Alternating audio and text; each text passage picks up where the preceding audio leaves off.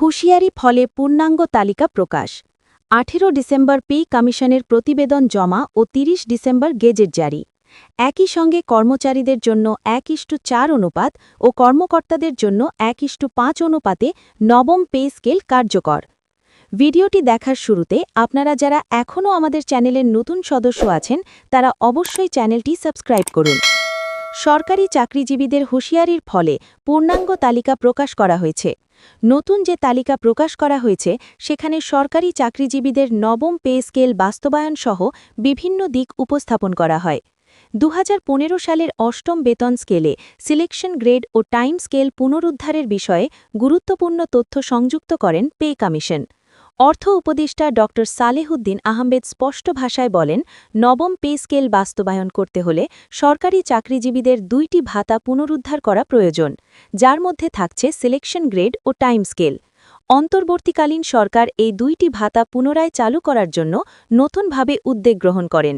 তবে যেহেতু দেশের মধ্যে বেতন বৃদ্ধিসহ বিভিন্ন সমস্যায় জর্জরিত পরিস্থিতি তৈরি হয়েছে, তাই ধারণা করা হচ্ছে নবম পে স্কেল বাস্তবায়ন করার মাধ্যমে সরকারি চাকরিজীবীদের আর্থিক শক্তির সক্ষমতা বৃদ্ধি পাবে। সংশ্লিষ্ট মহল জানিয়েছে, সরকারি চাকরিজীবীদের বেতন বৃদ্ধি করা আমাদের মূল লক্ষ্য। আমরা এবার এমনভাবে এই বেতন বৃদ্ধির সিদ্ধান্ত গ্রহণ করেছি যেখানে 2 ভাগে ভাগ করা হয়েছে।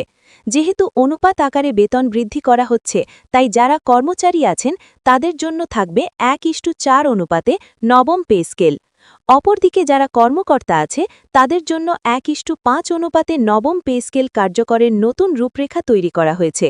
এছাড়াও অর্থ উপদেষ্টা ও পে কমিশনের চেয়ারম্যান সহ প্রধান উপদেষ্টার মধ্যস্থতায় বৈঠকে 30 ডিসেম্বর পর্যন্ত ডেডলাইন প্রকাশ করা হয়। আশা করা যাচ্ছে 30 ডিসেম্বরের মধ্যে নতুন একটি গেজেট প্রকাশ করা হবে, যেখানে সরকারি চাকরিজীবীদের বেতন বৃদ্ধিসহ বিভিন্ন ধরনের ভাতা সংযুক্ত করবে পে কমিশন। প্লিজ আপনারা চ্যানেলটি সাবস্ক্রাইব করুন। সরকারি চাকরিজীবীরা যে হুঁশিয়ারি দিয়েছে তাদের হুঁশিয়ারের ফলশ্রুত এই সিদ্ধান্ত দ্রুত কার্যকরের জন্য চেষ্টা চালিয়ে যাচ্ছে পে কমিশন। গত 15 ডিসেম্বর গেজেটের জন্য সরকারি চাকরিজীবীরা আন্দোলন করেছিলেন। এছাড়াও তারা দাবি জানিয়েছেন, যদি 15 ডিসেম্বরের মধ্যে গেজেট প্রকাশ করা না হয় তাহলে 17 ডিসেম্বর থেকে লাগাতার অবস্থান কর্মসূচি ঘোষণা হবে। লাগাতার অবস্থান কর্মসূচি পালন করলে দেশের বিভিন্ন সরকারি প্রতিষ্ঠানের কার্যক্রম বন্ধ থাকবে।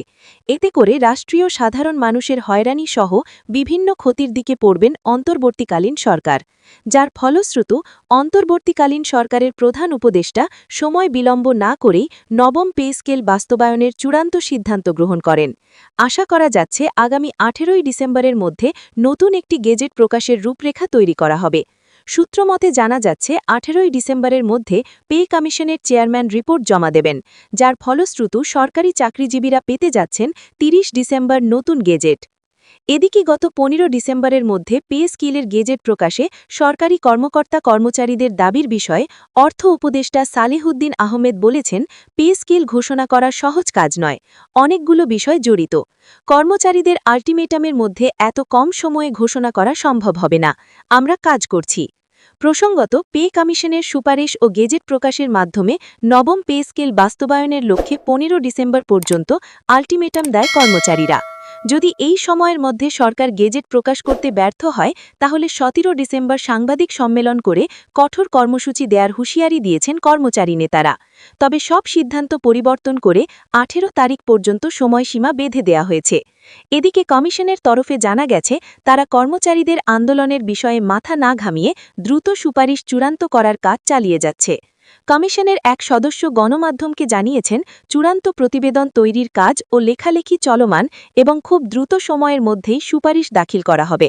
তবে তিনি 18 ডিসেম্বরের মধ্যে গেজেট প্রকাশ সম্ভব কিনা সেই বিষয়ে সুনির্দিষ্ট কোনো উত্তর দেননি।